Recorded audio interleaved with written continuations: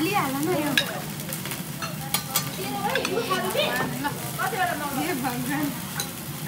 खानु कतिवटा है